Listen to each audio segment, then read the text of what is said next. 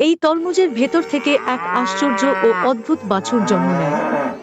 যেই মুহূর্তে সে বাইরে আসে, এক গরিব কৃষক তাকে দেখে অবাক হয়ে যায় এবং ভালোবাসায় জড়িয়ে ধরে। সে বাছুরটিকে যত্ন করে গোসল করায়, তাকে লালন পালন করে এবং ধীরে ধীরে তার সঙ্গে এক অদ্ভুত ভালোবাসার সম্পর্ক গড়ে তোলে। কিন্তু হঠাৎ বিশেষ বাহিনীর স্পেশাল ফোর্স লোকেরা সেখানে উপস্থিত হয়।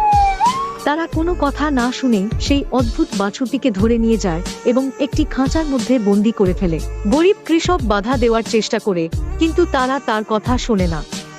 ঠিক তখনই বাছুরটি অনেক জোরে কেঁদে ওঠে এবং তার বাবাকে ডাকার চেষ্টা করে। তখনই হঠাৎ করে মাটি কাঁপতে শুরু করে।